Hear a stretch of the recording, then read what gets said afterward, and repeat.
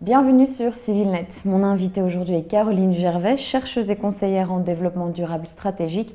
Elle est ici à Erevan dans le cadre de la Nuit des idées, un événement international qui célèbre les idées, la libre circulation des idées et des savoirs.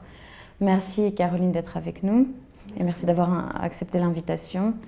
Donc ensemble on va parler d'écologie, notamment de l'avenir de la planète, du réchauffement climatique, des conséquences de notre surconsommation sur l'écologie de la Terre. Ce sont des thèmes qui deviennent de plus en plus urgents, ce sont des thèmes qui sont abordés très souvent maintenant dans les médias. Et donc l'urgence climatique est toujours mise en avant, bien plus que les années précédentes et de plus en plus. Et peut-on dire qu'on est arrivé à un point de non-retour environnemental selon vous? Et que se passera-t-il si l'on continue à ce rythme? Alors, c'est difficile de savoir de quoi est fait le futur, mais c'est vrai que tous les rapports internationaux, notamment sur le climat, pointent du doigt que si on continue à faire comme on fait aujourd'hui, en gros, on s'engage vers des scénarios où la température moyenne de la planète augmentera de +2, +3, +4, et en fait, on ne sait pas bien où on va à partir d'un certain moment.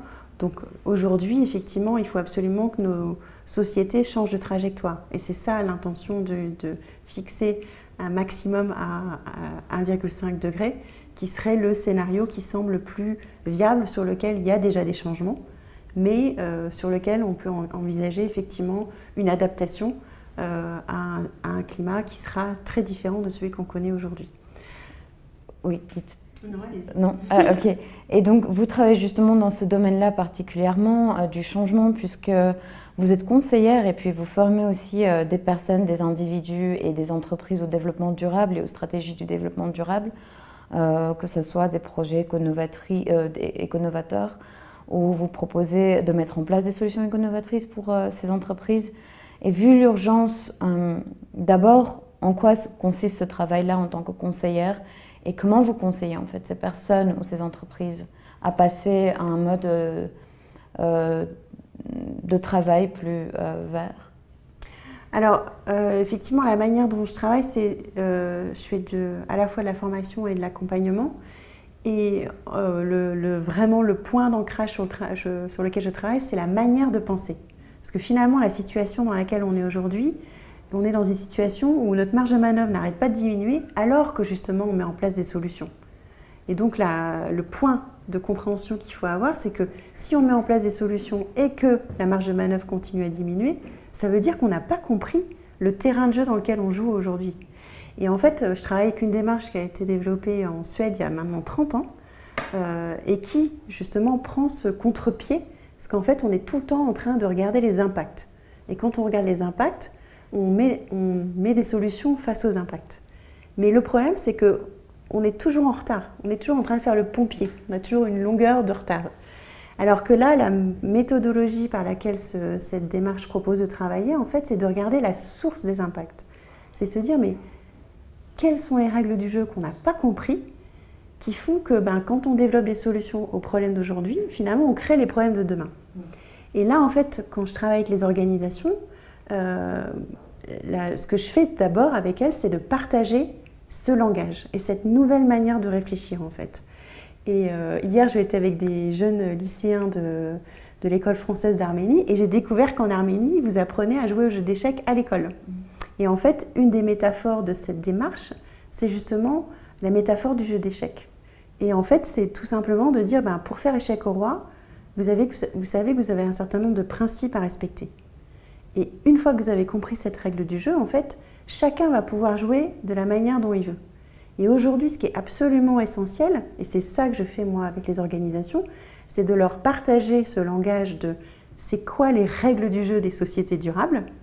Et une fois qu'ils ont compris ça, donc c'est le cadre dans lequel ils peuvent s'inscrire, et à partir de là, ils vont développer les solutions qui sont spécifiques à leur métier. Donc ce n'est pas moi qui apporte la solution, mais j'apporte la manière de réfléchir qui fait qu'eux vont pouvoir l'incorporer à leur métier et ils vont pouvoir aller beaucoup plus loin que tout ce que je vais pouvoir, moi, imaginer de l'extérieur, en fait. Donc, tout ce qui touche à l'environnement, c'est quelque chose qui est, pour l'instant, je dirais un peu plus au balbutiement. Donc, c'est-à-dire que c'est quelque chose qu'on essaye, qu'on expérimente parce qu'on n'a pas d'autre choix, parce qu'il est temps de le faire.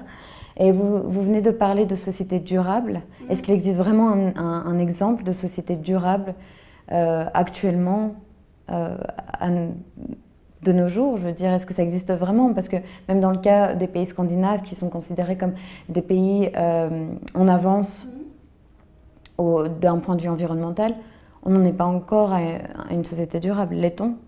Non. Et ça, c'est évident parce qu'en fait, on a créé des modes de vie qui sont globalisés, qui sont mondialisés. Donc en fait, aujourd'hui, on ne peut pas être dans le système et hors du système à la fois. Donc ces organisations-là, elles ont une longueur d'avance, ça c'est clair, et elles ont un bénéfice pour elles parce que du coup, elles savent mieux jouer que les autres.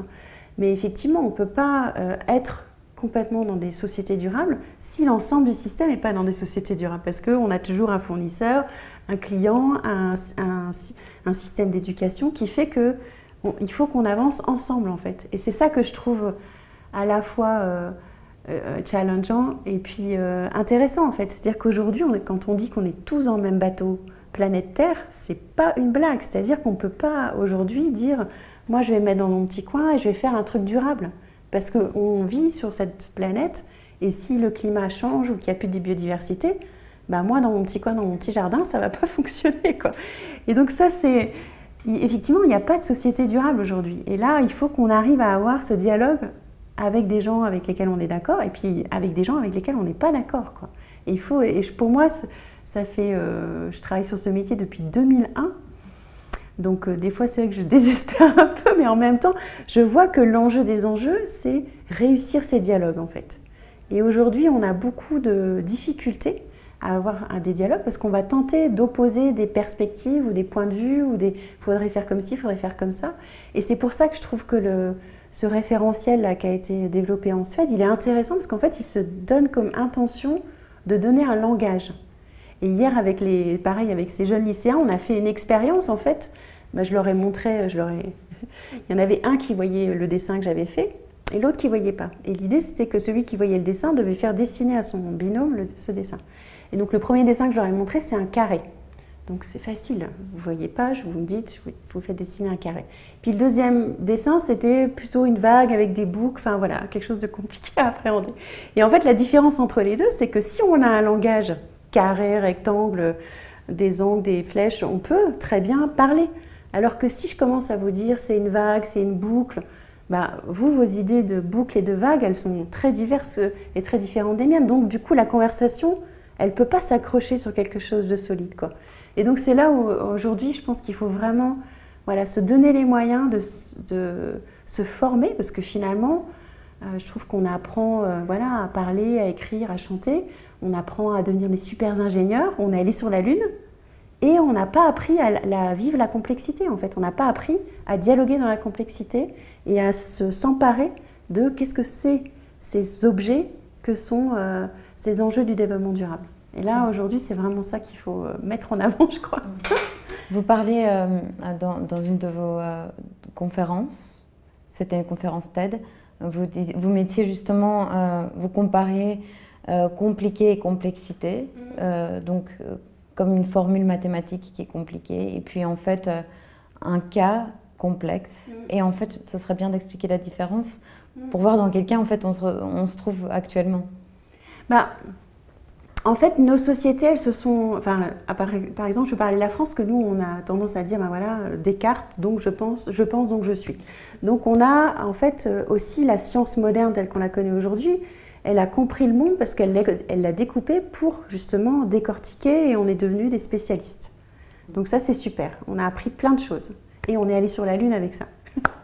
Mais entre-temps, on a oublié justement, aujourd'hui, il n'y a plus de scientifiques comme il y a pu y avoir à la Renaissance ou même avant, des scientifiques qui savaient tout et qui faisaient les connexions entre toutes ces sciences et ces compétences, quoi. Et donc aujourd'hui, il faut réintégrer dans notre capacité à être des hyper spécialistes, cette perspective systémique et globale. Et donc, c'est vrai que quand on interagit avec le vivant, quand on tente de faire des modèles sur le climat, on voit bien qu'on est dans la complexité. Et puis l'enjeu de la complexité, c'est qu'il y a aussi les sociétés humaines. Et les sociétés humaines, on voit, c'est pas un modèle, les sociétés humaines. On a toujours un décalage entre ce qu'on imagine que les gens vont faire et ce que les gens font effectivement. Donc aujourd'hui, agir face à des problèmes compliqués, c'est complètement différent que d'agir face à des problèmes complexes. Et en fait, on n'arrive pas à lâcher notre idée de l'ingénieur qui va décortiquer le problème, qui va développer une expertise et qui va pouvoir remettre une solution. Et là, vous aurez une procédure et tout va bien se passer. Et ça sera toujours pareil une fois qu'on a compris. La complexité, c'est différent. C'est-à-dire que, en fait, on comprend les liens de cause à effet après. Donc, en fait, on ne peut pas prédire le résultat. Et en plus, en tant qu'individu, on interagit avec ce système. Donc en fait, ça veut dire il faut mettre en place plein de petites stratégies pour tester des choses et apprendre de ce qui est des bons résultats. Les bons résultats, il faut les amplifier, les mauvais résultats, il faut les arrêter en fait. Et il faut être dans cette gymnastique-là en permanence de voir comment est-ce que le système réagit par rapport à ce qu'on fait. Donc ce n'est pas les mêmes logiques. Et aujourd'hui... On est dans la logique de l'hyper-spécialisation et on n'a pas encore fait le pont vers... Voilà. Et c'est pas de mettre l'une contre l'autre en fait, mais c'est de dire là aujourd'hui il nous faut les deux, puis il faut qu'on puisse circuler de l'une à l'autre. Et c'est vrai que même par rapport aux enjeux du développement durable ou aux impacts, c'est vrai qu'on a tendance à faire des matrices avec 150 cases en disant l'impact 14, l'impact 32, on va calculer tout. Mais en fait, ça n'a pas tellement d'intérêt de savoir exactement à quel pH, par exemple, l'océan va faire qu'il n'y aura plus du tout de possibilité pour les poissons d'avoir des arêtes. Enfin, je pousse le trait quand je dis ça, mais finalement, on voit cette tendance-là. Donc maintenant, qu'est-ce qu'on fait? Comment est-ce qu'on agit avec ce milieu pour justement changer de trajectoire, quoi. Vous parliez aussi du fait que, en fait, tout est très général parce qu'une personne qui commence à faire son pas écologique dans son jardin, si personne ne le fait, son jardin ne fonctionnera pas non plus puisque ça aura aussi un impact écologique sur son jardin. Donc tout seul, c'est pas possible. Pourtant, il semblerait qu'il y ait une tendance, que ce soit dans les médias ou de manière générale dans le discours qu'on entend, à blâmer ou en tout cas à responsabiliser l'individu et le consommateur comme si c'était le consommateur seul et l'individu seul responsable de la situation et qu'il était temps que ce consommateur, cet individu fasse son pas écologique. Et ce discours-là, en fait, à mon avis, mène vers une déresponsabilisation des pouvoirs aussi, qui jette donc la responsabilité vers le consommateur, sur le consommateur. Pourtant, je pense que, est-ce qu'on peut dire qu'il est quand même temps pour les gouvernements de justement, c'est à eux de mener des changements drastiques pour éviter le drame écologique? Alors effectivement, c'est un petit peu toujours on revient à cette notion de complexité, c'est-à-dire qu'il y a des individus et puis ensemble on fait une société. Et ensemble on s'est organisé pour subvenir à nos besoins. Et ça fait des cultures et des modes de vie. Donc aujourd'hui, de dire à l'individu, mais tu peux plus faire comme ça, oui, mais le système, il est créé pour que quand je choisis de manger, je vais plutôt choisir ce type de nourriture. Quand je choisis de me déplacer, je vais plutôt choisir ce mode de déplacement. Donc c'est vrai qu'aujourd'hui, et ça c'est François Gemène qui le dit très bien, qui est aussi belge et qui est intéressant parce qu'il dit, mais en fait, on peut faire tout ce qu'on veut en tant qu'individu, c'est-à-dire que je peux manger bio, circuler en vélo, mais si mes 50 € que j'économise tous les mois, je mets à la banque, ça ne sert à rien, parce qu'en fait, cet argent-là va être placé dans quelque chose qui va servir à financer du pétrole, du charbon et tout ça. Donc en fait, ça fait comme si toute l'année, vous rouliez en 4x4. Et je trouve que c'est intéressant de ramener à ça, parce qu'en fait, ça nous renvoie, et ça, c'est je trouve ce qui se passe en ce moment, c'est-à-dire que tous ces mouvements civils, ces jeunes dans la rue, c'est aussi de dire, mais nous, on veut bien changer, mais par contre, il faut aussi que le système nous aide à changer. Et donc là, il y a une vraie responsabilité politique aujourd'hui, effectivement, de réorienter ces structures et ces manières de satisfaire, se nourrir, se loger, s'habiller. Alors, c'est pas évident. Et je trouve qu'effectivement, sur l'aspect, on a trop tendance à parler de ce à quoi il va falloir renoncer, à ce qu'il va falloir enlever, en fait. On nous demande d'enlever. Et je trouve qu'en fait, on pourrait très bien raconter une autre histoire qui dit, on a eu un mode de développement. Aujourd'hui, il y a plein de voyants rouges qui nous disent ça, c'est un cul-de-sac, il ne faut pas continuer par là. Donc, voilà, on est humain. On est allé sur la Lune, on a inventé les smartphones. Donc, mettons notre créativité à inventer des nouveaux modes de vie. Et du coup, soyons pionniers de ces nouveaux modes de vie. Et ça, c'est un point que je trouve qu'il est important de mettre en avant parce que on voit sur les zéro déchet, les gens qui se réorganisent, qui font d'autres choses, ils ont vraiment du bonheur, quoi. Ils reprennent la main, en fait, à une époque où il y a plein de gens qui ne savent plus pourquoi ils font leur boulot, qu'il n'y a pas de sens, ils ne savent pas voilà, qu'est-ce que c'est leur vie. Et là, on voit, je trouve, ces personnes qui s'engagent à faire autrement, elles retrouvent de la joie vraiment à redevenir auteur, à se dire, ok, alors aujourd'hui, comment est-ce que je peux me nourrir sainement, sans faire du mal à la planète, sans faire du mal au système économique.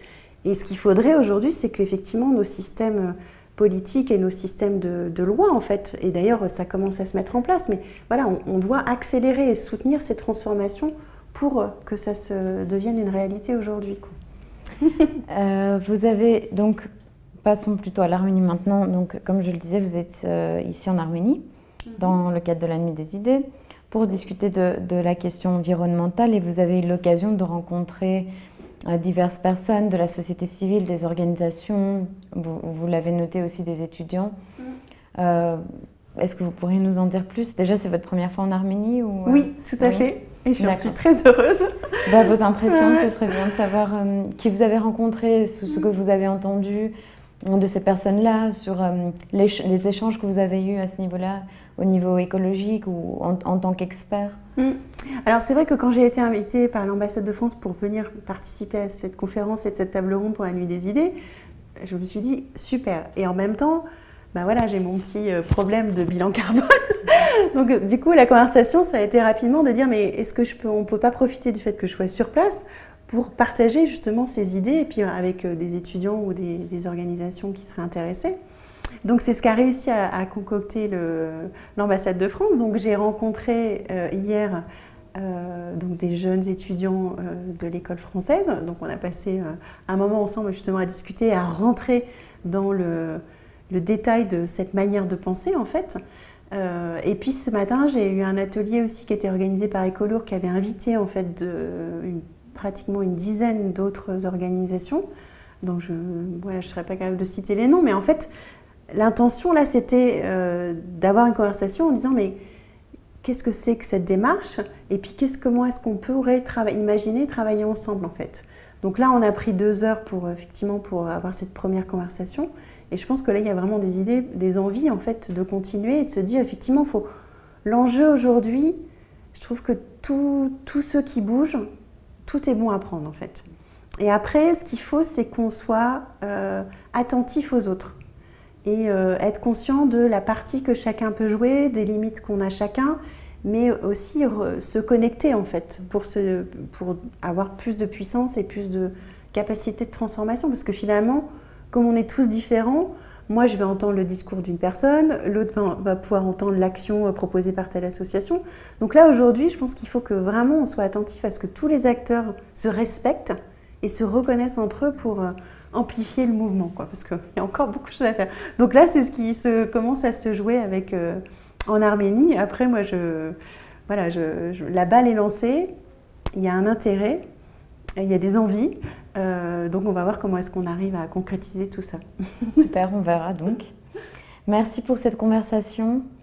Merci d'être resté avec nous et puis continuez à suivre CivilNet.